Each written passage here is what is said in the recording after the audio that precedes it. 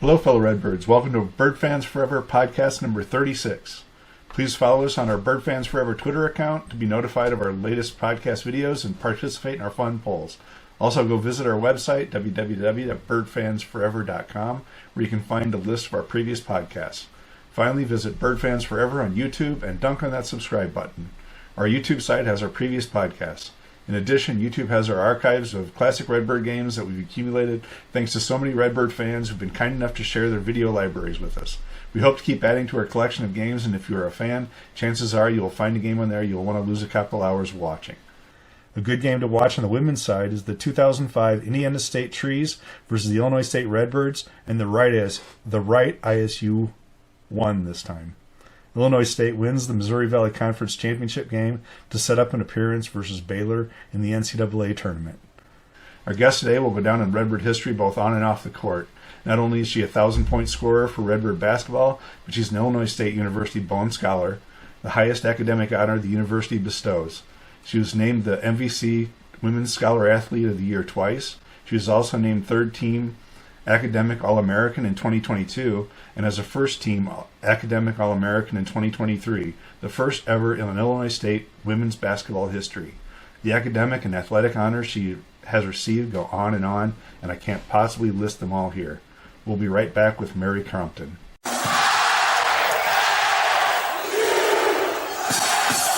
And welcome to Bird Fans Forever, episode 36 with Mary Crompton. I got to pronounce that because everybody knows how bad I am with English as my first language and being horribly dyslexic. So, Mary played on an NCAA team, 2 NIT teams. She's a Valley Conference champion. She's a Valley Tournament champion.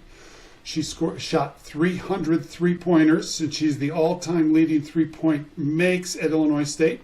She is 4th all-time for the Missouri Valley Conference with 3 points made at 39.8%. Mary, how you doing? I'm doing great. I'm happy to be here. This is awesome. So, now that I'm back, I got to watch the men and women this year. I got season tickets to both.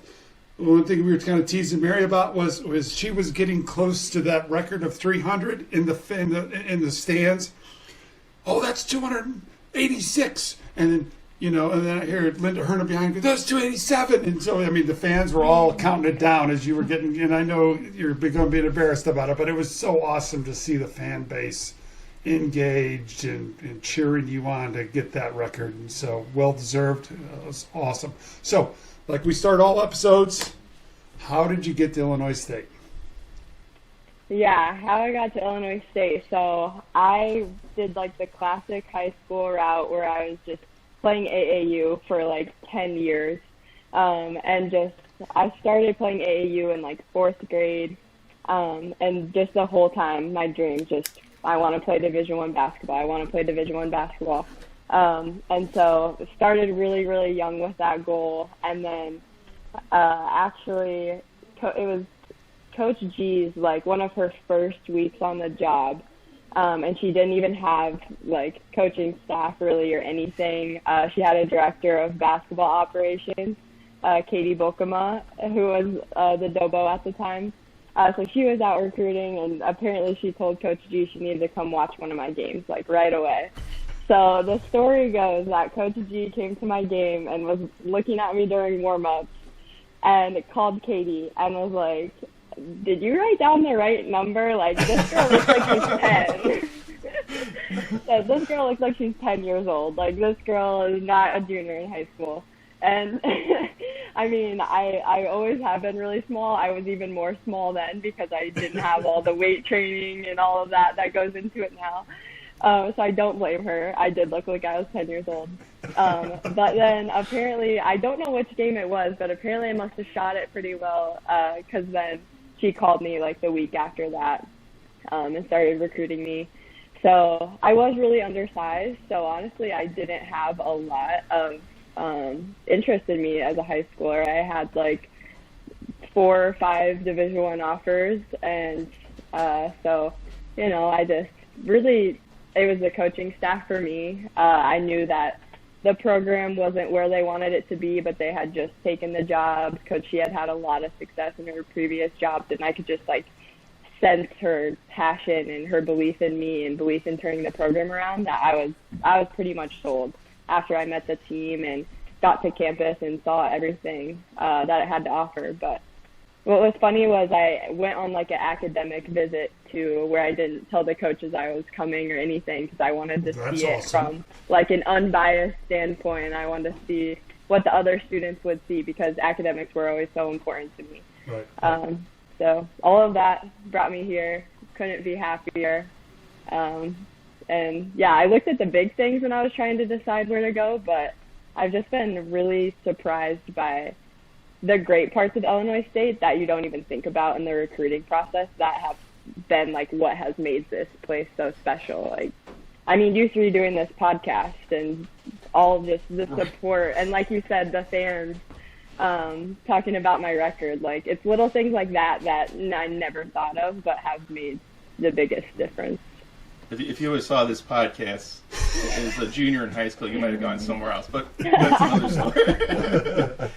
And speak a little bit, let me jump in here, Steve. Speak a little bit to Coach G and the fact that, right, Illinois State had come off 5 bad years, and now you're looking to come here, right? I mean, as a player, what are you thinking? And from my perspective, Illinois State had come off 3 NCAA tournaments. I knew I was going to a program that was winning. You're looking at a program as a total rebuild. So talk to us about that. Yeah, I think there's a difference, too, whether you're joining a program where the coach has been there for a while and they're still not doing well.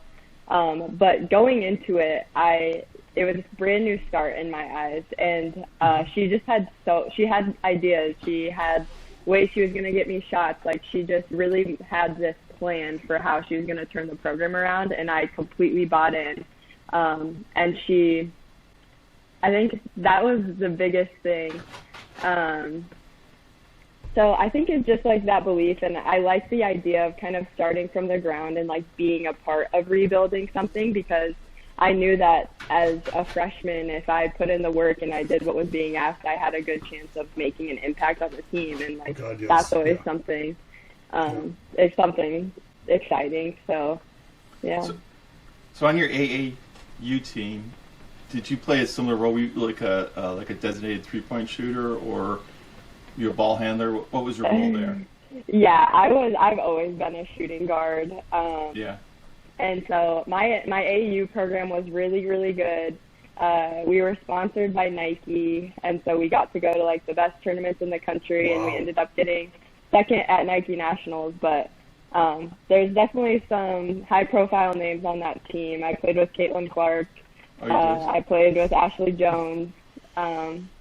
So, and then other people in the conference too that are all MVC players. So it was a really good team, and we won second at Nike Nationals. But when we got to that point, it was like I didn't need to be creating shots. Like Caitlin could handle that, or Ashley could handle that. Yeah. So I was really just, my coach was like, I want you to not make mistakes when you're out there.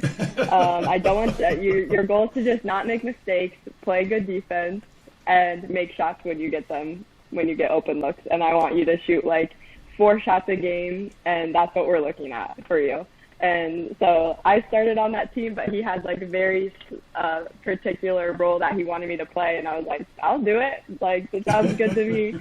Because I've always just been really a shooter, and I think that I evolved my game a bit more when I came to Illinois State, because the coaches really challenged me in that way to find other ways to score. So obviously I remained a shooter for my strongest skill for my whole career, but I tried to add in some other moves, mix in some floaters and things like that. Love it. Now I got a question for you. So you played with all these other people that you're now going to play against in college. Mm-hmm. So any acknowledgement before the game when they're on the other side, or is it only acknowledgement after the game? Because I'll tell you what we did during my generation. There really isn't that much acknowledgement. So I mentioned Grace Berg is one of them. She plays at Drake. She's one of their best players. They're maybe their best player.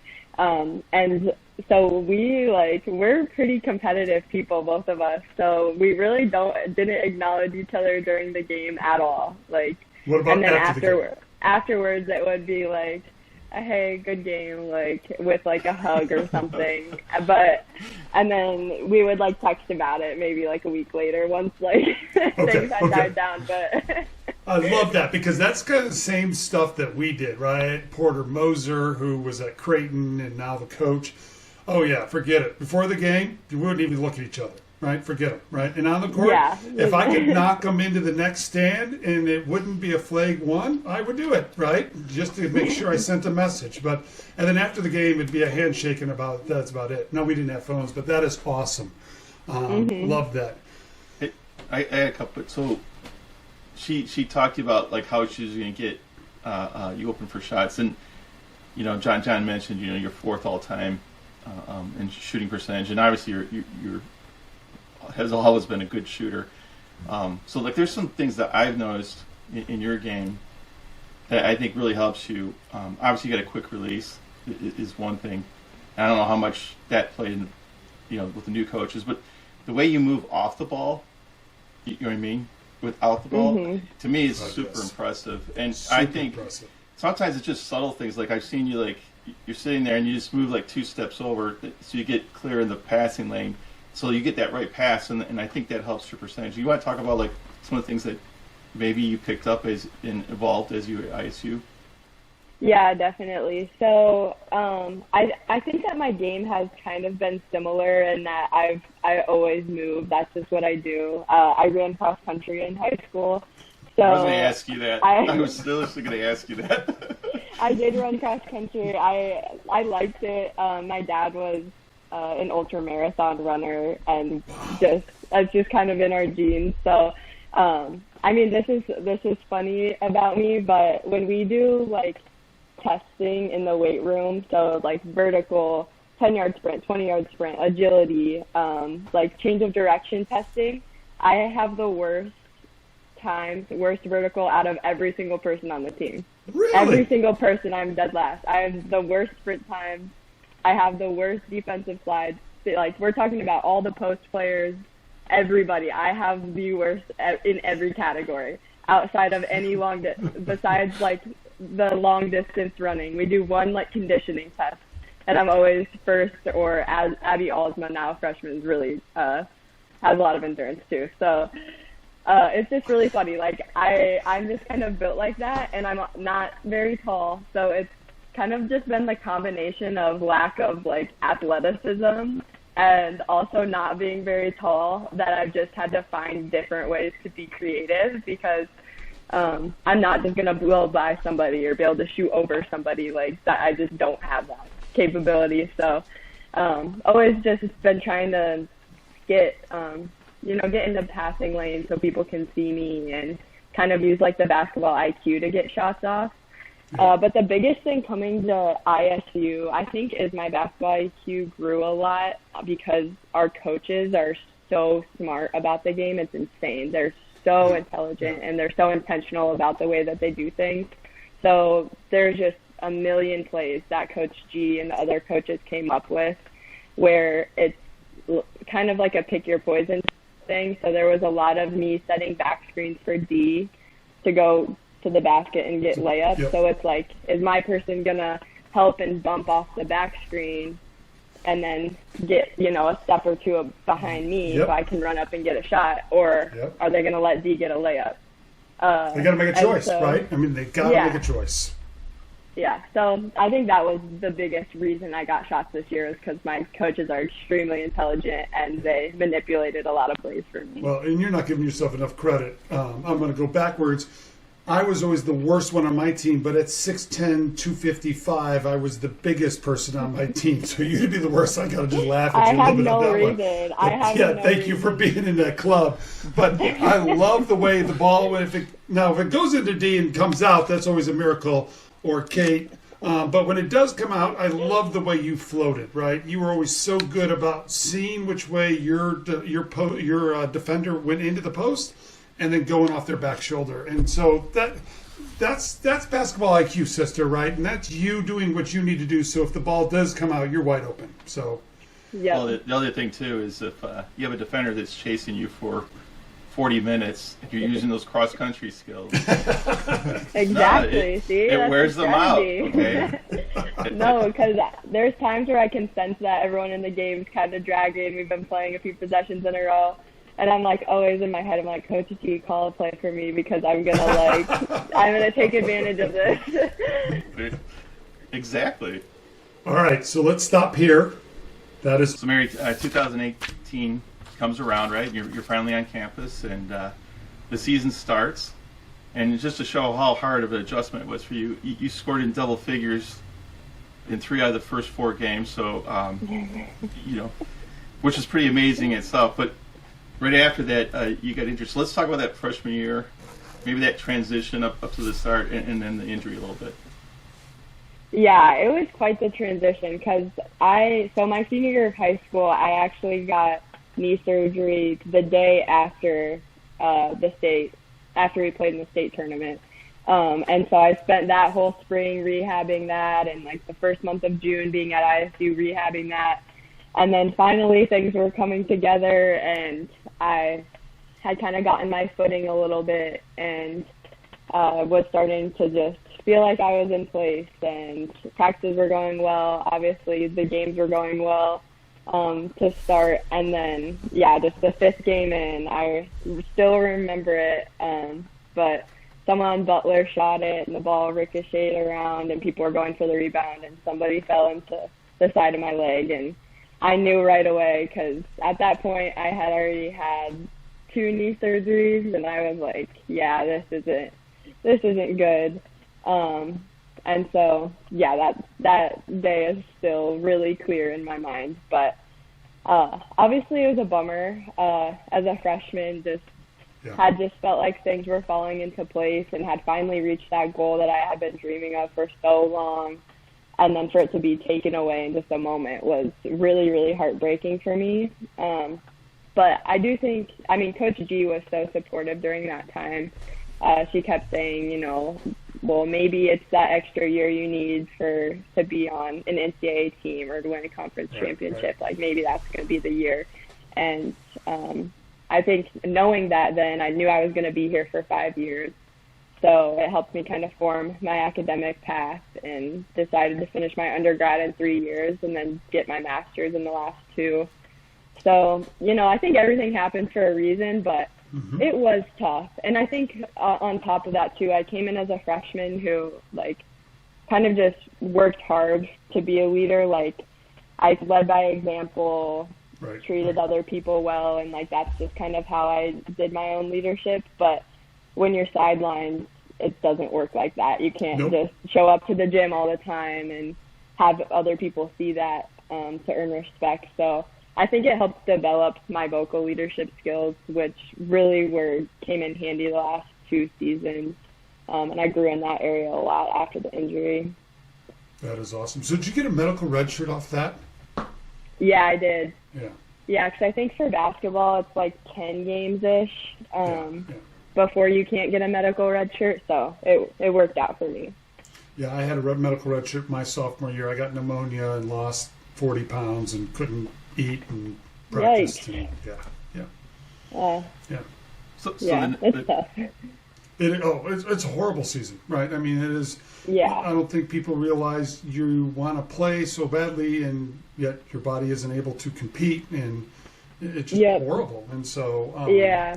And the time demands actually end up being so much more because you go to everything that the team's going to, but then you have all your rehab, all your extra lifting, all your extra conditioning on top of that. Because since you're not running in practice, you have to get it in on the bike or you have to do your rehab. So I'd end up being at the arena for 5 to 6 hours a day because practice alone was 3 hours and then all my extra stuff. It was insane. I broke my foot my junior year in the middle of the season, and awesome.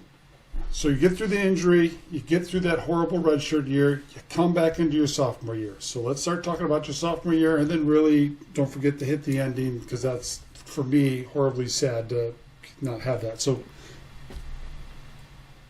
Yeah, so sophomore year, finally coming back. It definitely wasn't my best year, and I'll say that. But I think it was just that adjustment period and everything. But we got to the end of the year, and we were feeling really, really good at the time. We had ended the season with some momentum, and we felt pretty confident going into the conference tournament, had a lot of high hopes. And so on the way to the tournament, we got an email from ISU about COVID, and we were on spring break at the time, so they decided they were going to extend spring break like 1 to 2 extra weeks. And so we were all like, oh, well, let's just focus on basketball then, and whatever. Right. Like, no, we don't have to worry about school for a bit. And so then we got to Moline, and we had a scheduled practice time on the court.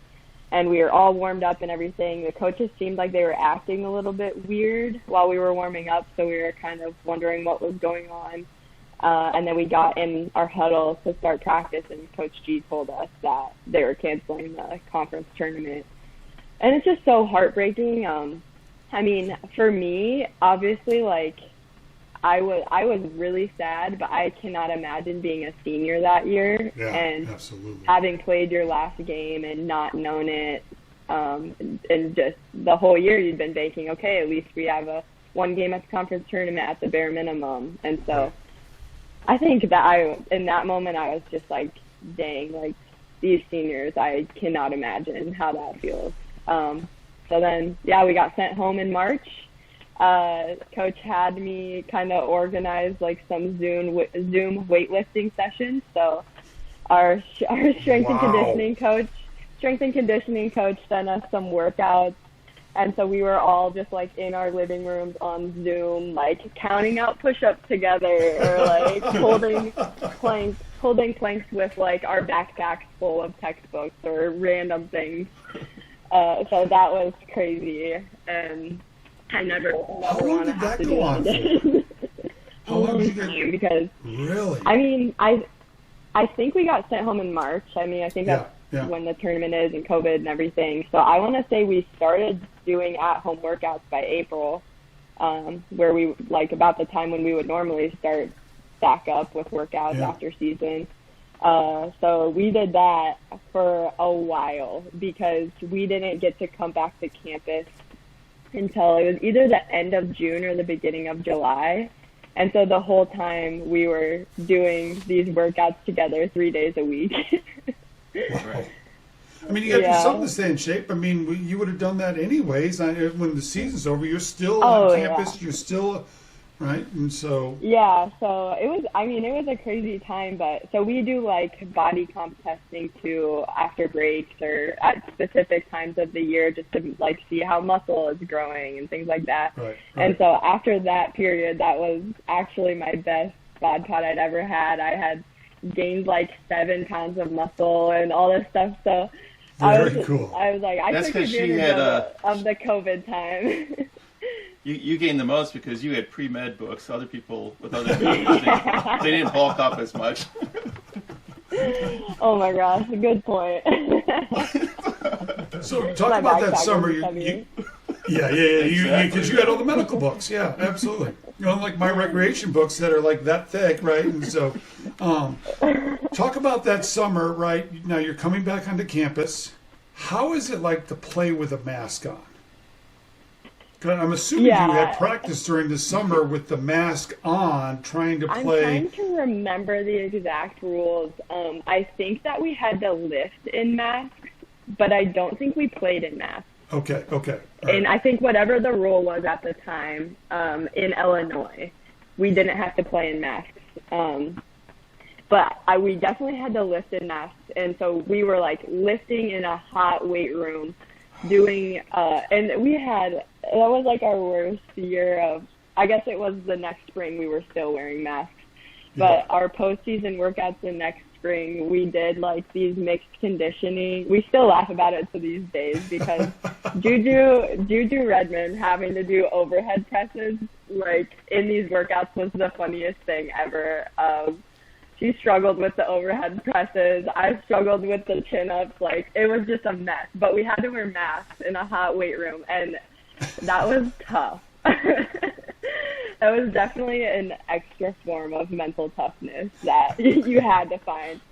But yeah, I think one of the weirdest things too, the COVID year, is everyone in the conference had trackers. So before every practice, we had to like go get this wristband and like slip a tracker into it. And it would basically just record whether you were within 6 feet of your teammates or not. So if somebody, and we had to wear it at like weightlifting, film, things like that. Really? And so if somebody tested positive for COVID, they'd go back and look at the trackers and be like, oh, you were within this person for like more than 15 minutes. And if you were within 6 feet for only 10 minutes, you're fine. But then if it added to more than 15, then you had to quarantine. So then you as a player would have to quarantine. How would you work out, or how would you stay? I mean, unfortunately for somebody like me, I'd go home and have like 9 donuts a day, and I'd come back 275, and coaches would kill me, right? And so it was a mess. We had several shutdowns because it was really sensitive. A lot of times it would just knock out the whole team, and there's just a lot of rules that would knock people out. So. Knocked you out, they knocked the opponents out. Yeah. Right. I mean, a few games got canceled. And so, yeah, I think in the preseason we may have had 2 quarantines, and they were like 2 14-day quarantines, which is a lot of time off. So were you able to train? Could you go to the gym by yourself? Couldn't use the facilities. No. So there was no basketball. Back out basically, again. Yeah. So bring the backpack back out. I would ask for like conditioning workouts, and I would go use like the practice field or the track on my own because it's like outside. I think I was allowed to do that. I don't know. I didn't. You wouldn't be the first NCAA violation that we talk about on this podcast. Yeah. But I was roommates with Kale Newland at the time. She graduated last year, and I remember we would do like just some workouts in the kitchen together, which was just a mess. We did like a dance cardio session one time, like just random things. What about playing in a dead, empty arena? I mean, it's gotta be eerie, right? Yeah. I've been asked this a lot. I don't think I'm normal, but like, I felt like I was just so into the game at all parts that like that year, I didn't really like notice a difference, like, which is super weird. And now going back afterwards, like thinking about how loud the fans were at our games, like the last couple years, I'm like, how did I was just like not affected by it at the time, which was not normal. Like most people hated it. Like I guess the first couple of times it felt more like a scrimmage than a game, which is weird. Because games, there's just so much more going on to get you pumped up and like all this extra outside stuff.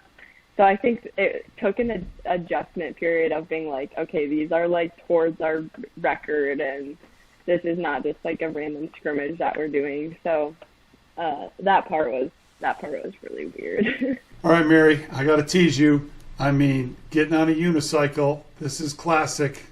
My coaches would have killed me. I'm surprised Coach G wasn't like, no, because that's like the classic story. You get on a unicycle and you pop your other knee, right? You ACL it. Yeah, definitely probably risky. So I decided to learn the unicycle because my dad did it, and he had tried to teach both of my brothers how to do it, but they didn't. One of them just wasn't interested, and the other one didn't have like the patience to learn. And so I was like, okay, I'm gonna show my brothers up. Like I'm gonna be the one that learns how to ride the unicycle. So my dad, we would go out like every night after we were shooting hoops, and like he would teach me how to do the unicycle. And eventually I learned how to do it, and we like rode in a couple parades together and random things, which just a random skill that's always fun to tell people about. But Are you talking about a video that was posted during quarantine? There may be a video out there. Yeah, I think there is. Just so you know, Mary, it is gonna once I have the video. At this point, we won't be able to see our faces. We will just see Mary Crompton on a unicycle. That's what's this is gonna be. Pretty impressive. No, I'm just kidding. But yeah, I definitely stopped. I stopped doing it for a while, but I guess COVID. I mean, that was the time when everyone was just picking up random skills and trying different things. So I guess I thought it was necessary to bring out the unicycle for whatever reason. For some reason, I thought I wanted to show off and do that. So is the rumor true that Phi Gamma came a calling, but Coach G killed it? I mean, it very well could be true. I would have loved to do the circus. I have been to the circus twice now, and the unicycle section is always my favorite because I know how hard it is to ride a unicycle, and so I have extra respect, especially during that part of the show. There you go. Awesome. Yeah. All right, so not to get Coach G mad, even though she can't punish you anymore by running, let's talk about, I love, jealous, as a former player, we didn't get to do this. You got to go to Italy. Yeah, we did. We got to go to Italy. We got to play a few games there, but mostly just travel with each other, which was super fun. And yeah, just a lot of memories that will last forever with that group of people. But my mom actually got to go on the trip too. Very cool. With us. So that was cool. Yeah, I'll never forget. She rolled out when we were in I think we were in Venice, and she came out. We just got off the bus. We were like walking over to the boat to get to Venice, and my mom had like two completely different shoes on that like weren't similar at all. And so me and my teammates always laugh about that still because now my mom wasn't tipping it back or anything, was she? It was like 9 a.m. Well, I mean, it is Europe, so yeah. Yeah. I mean, you never know, but Never know. Like early in the morning, we're like, what is going on? Like, It's like one of how those did that even nightmares, like happen? everyone always dreams about. You wake up, it's dark, you walk out, you got two different colored shoes on. Yeah. Awesome. Yeah. Yeah, it was funny. So yeah, that was a really good time with the team. We got to go to a ton of different cities. So I'll never forget that. What was your favorite moment there? Your favorite site?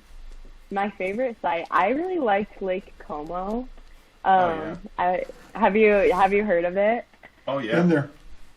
Oh, you've been there. It's so beautiful. It's more of like a scenic part of Italy because we did the Romes and places that were more touristy. But I really liked there's just like rolling mountains and things like that. So me and Lexi Kadauka like went and took like some kind of train like to the top of one of the mountains and looked over the whole city, and that was really cool. I'm a big I like nature and I like things like that. So my dream vacations are definitely like hiking or things outdoors instead of cities. Yeah. So Those I mountains like are Lake much better. Como. Those mountains are much better than ones in Illinois and Iowa, right? Yeah, I can't really get that here.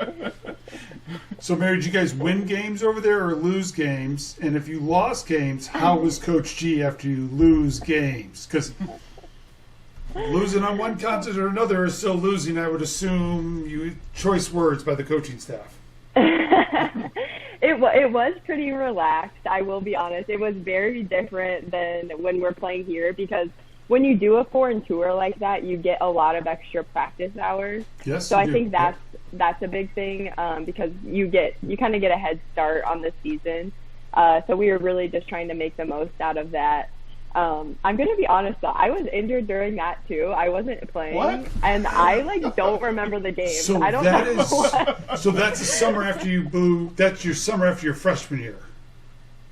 Yeah, so Okay. I had that knee surgery, and then I was coming back, and then I got you're a not stress playing. reaction in my shin, and so I had just gotten out of a boot when we were in Italy. So So you didn't yeah, play. so I okay. didn't play, and I like remember what one of the gyms looked like. I just remember being on the bench and getting bit by like a million flies. Really? And like having and like getting like a rash down my legs. That's like the only thing I remember about the game. If I'm And being honest.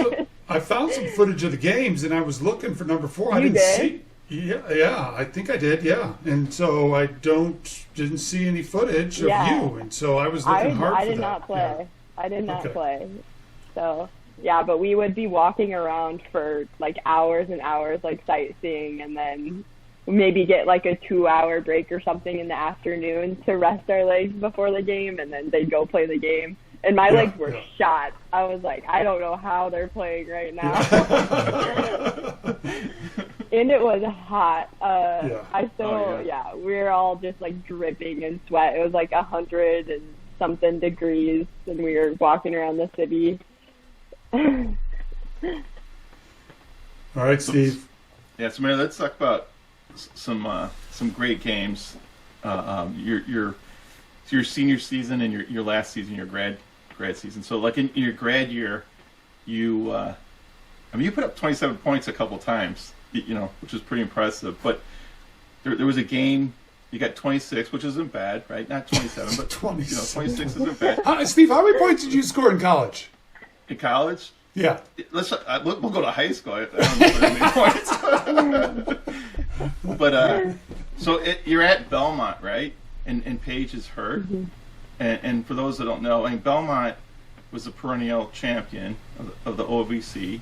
You're only playing them once this year, right? And it's at Belmont on the road. Mm-hmm. Paige is out, and his fans were like, we're probably a little nervous going to the game. And you guys killed it. And you had a great game too. You want to talk about that game?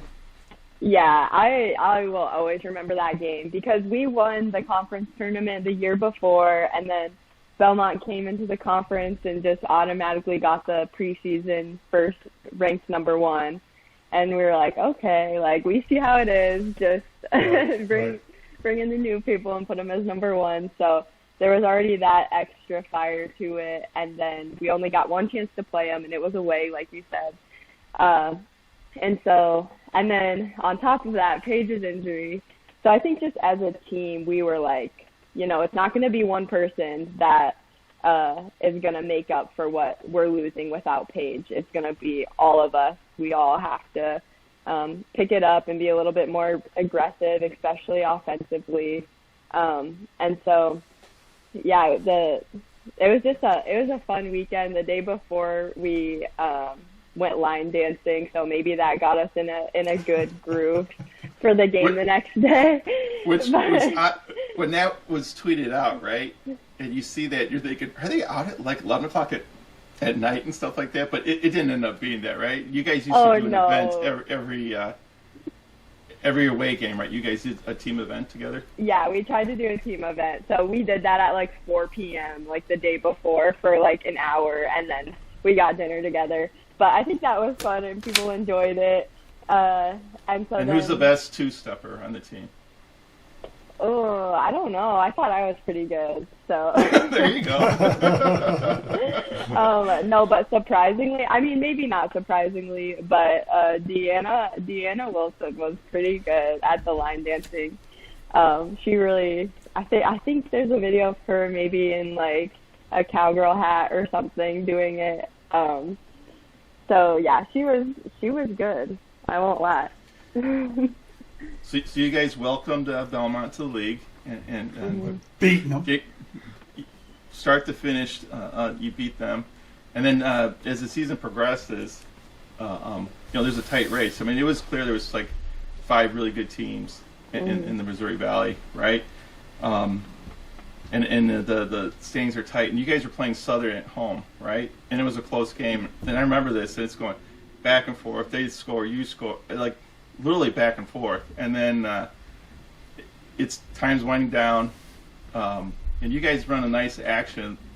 I think it was Paige was cutting, and then you kind of like beat in and bounce back out, and you made a sweet 3. You want to talk about that play a little bit? Yeah, for sure. So, yeah, like you said, it had been a lot of back and forth. They had made a bunch of, like, really tough threes where it's almost like, all right, Yeah. we really feel like we did as best as we could that possession. That was just a really good shot. And so then, yeah, we had a chance to win at the end. So it's called a ghost screen. So Paige has the ball up at the top, and I run at her, act like I'm going to stop and set a screen. So then just kind of caused some confusion between our defenders. But instead of stopping and set the screen at the last second, I kind of slip out of it. And so I think they both went with Paige, and so she made the read and passed it back to me. And so that's a play that we had and we practiced during the year. And so that's a shot that I knew that I was going to be getting at some point. And so, you know, my mindset going into it is, all right, I know if I get a shot here, I know exactly what it's going to be, kind of just like visualize what I'd be doing on the bench before, and just kind of just not really overthinking it, being like, all right, I know that I've practiced this shot a million times. I really like this shot. Like, I'm comfortable doing this shot. Like, if I get a chance, it's going to go in, because I haven't really been in a situation to like make a game-winning shot or anything like that. And so that's kind of like on my bucket list as a player here. I was like, I want to make a game-winning shot. And so the time had come that I could do that. And I was like, yeah, I'm going to make it. Like, I have to. I need to check this off my little bucket list and win this game, because I'm not ready to lose to Southern. Did not want to do that. No. No. You checked it off well. Yes. And so, I don't know if this is your favorite game, but it's like one of mine during your career. But as a team, you know, you're playing UNI in the championship game. It's a tough game, right? And low-scoring game. Well, the other thing is it's third day of 3 games, right? I mean, I don't think people realize it's back to back to back, right? And until as a player you've been through that, your legs are tired, right? Shooting percentages go down day by day. It's just a fact. And coaches can argue that all they want. We've trained for it. We conditioned for it. Yeah. Talk about that?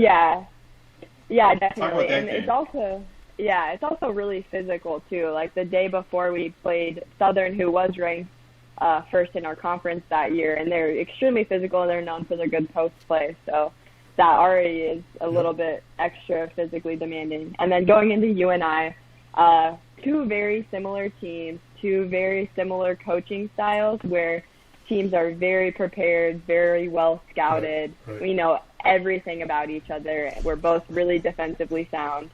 So the game is just like any basket that goes in is a relief, because they don't come by often.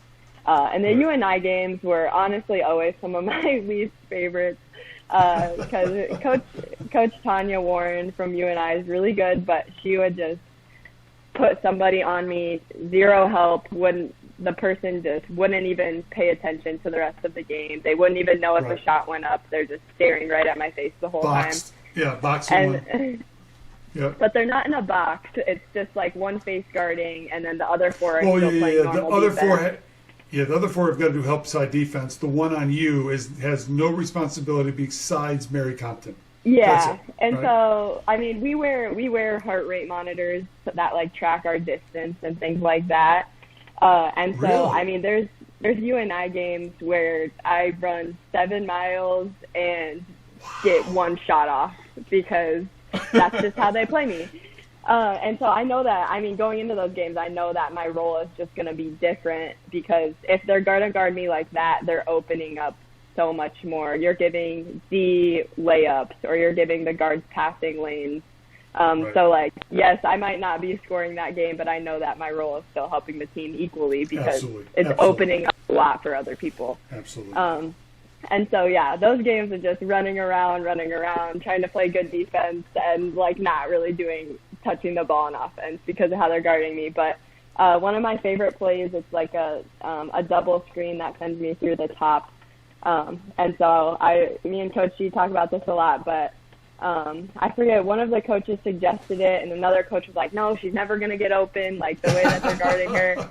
And they called it anyways. And I love it, because I run to the lane, I play dead, there's kind of like a false action before, and I'm like, oh, I act bummed that I didn't get it. And then I just take off running up through the middle. And so my defender, like, slowed down for a second, thought she got through the action, and just was trailing me by a couple feet. So I got a good look when the clock was kind of coming down. So, yeah, that was just an amazing game. And being able to celebrate with Coach G like that, because like we talked about earlier, she had told me those were her plans for me and for the program. And so just to be able to, like, give her a big hug and have her be like, we did it. Like, everything we said that we were going to do, like, we did it. It's just an amazing feeling.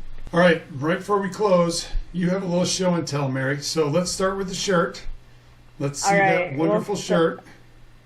We'll start with the shirt. This is from the regular season conference championship this year. Woo-hoo! We just started, we just had our team banquet a couple days ago. We just got the shirt, so had to rock it for the podcast today. Love it. Yeah. And then rock me the ring. My other item is the conference championship ring from the conference tournament 2 seasons ago. So yeah, we can do a little tour of the ring. So we have the nice Redbird on the front. It says NBC champions, and then the first side says Redbirds 2022 with a little trophy. And then this is my personal favorite side. It says Crompton with a basketball, and then there's a little number 3 in the middle. So yeah, these are our rings from, like I said, 2 years ago, but we ordered regular season conference championship rings that will be coming in. So you get 2 rings. Next Jealous. year. Yeah, so I'll get 2 rings. I'm excited for the next ones. They're going to be black, I think. So they're going to be cool. Oh, I can't wait to see those. Yeah. Can't wait. Yeah, I'm excited. All right. So this is where we wrap it up. We'll turn the floor over to you, and here's your closing. Yeah, I mean, closing words. It's hard to think of any, because I'm like, this place has been so amazing to me. It's hard to just wrap up my thanks to everyone in a few closing words, but just really excited for the future of this program. Coach G and the staff, absolutely amazing people. I know that you guys can see that from our games, and it's very clear how passionate she is. That's all legit. She's a great person, one of the most supportive people I've ever met, and that goes all the way down the coaching staff and support staff. But I mean, you guys, all the fans showing out this year was absolutely incredible. Well, Mary, that is awesome. It's been so happy I got to get back here, my wife and I, and get to see you play. It has been an awesome season and awesome watching you develop as a Redbird. With that, this is episode 36 with Mary Crompton. Jon, take us out.